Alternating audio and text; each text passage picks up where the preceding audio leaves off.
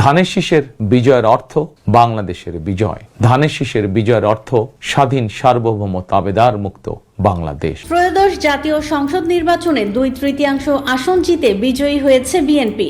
সংবিধান অনুযায়ী নবনির্বাচিত সংসদ সদস্যদের শপথের পর রাষ্ট্রপতি প্রধানমন্ত্রী নিয়োগ দেবেন। প্রধানমন্ত্রী হওয়ার সঙ্গে সঙ্গে শুরু হবে মন্ত্রিসভা গঠন, যার আকার ও সদস্য নির্বাচনের দায়িত্ব থাকছে বিজয়ী দল বিএনপির। জানা গেছে, নতুন মন্ত্রিসভায় অভিজ্ঞ ও তরুণ নির্বাচিতদের পাশাপাশি টেকনোক্র্যাট ও নতুন মুখও অন্তর্ভুক্ত হতে পারেন। দলের স্থায়ী কমিটির সূত্র বলছে, মন্ত্রিসভা গঠনে রাজনৈতিক ভারসাম্য, দক্ষতা ও প্রশাসনিক অভিজ্ঞতাকে গুরুত্ব দেওয়া হবে।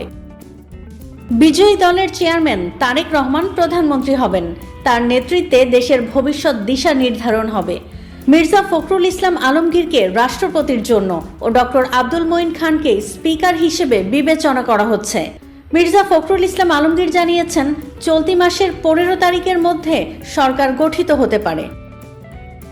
এবার চলুন দেখে নেওয়া যাক কে কোন মন্ত্রণালয়ে পেতে যাচ্ছেন সেই সম্ভাব্য তালিকা। যোগাযোগ মন্ত্রণালয় মির্জা আব্বাস, স্থানীয় সরকার মন্ত্রণালয়ে সালাউদ্দিন আহমেদ, বাণিজ্য মন্ত্রণালয় আমির খসরু মাহমুদ চৌধুরী, শিক্ষা মন্ত্রণালয় আনাম ও এহসানুল হক মিলন, টেকনোক্র্যাট হিসেবে তথ্য ও সম্প্রচার রুহুল কবির রিজভী, জনপ্রশাসন মন্ত্রণালয় ইসমাইল জবিউল্লাহ, পররাষ্ট্র প্রতিমন্ত্রী হুমায়ুন কবির, স্বরাষ্ট্র প্রতিমন্ত্রী শহীদ উদ্দিন চৌধুরী অ্যানি, মুক্তিযুদ্ধ বিষয়ক মন্ত্রণালয় ফজলুর রহমান। নতুন মন্ত্রিসভায় আন্দোলন সহযোগী দলের প্রতিনিধিত্বও থাকতে পারে।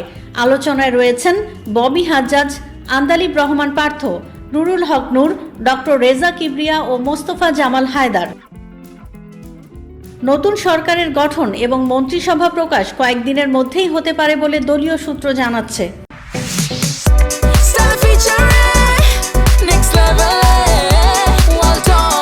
Side by side fridge.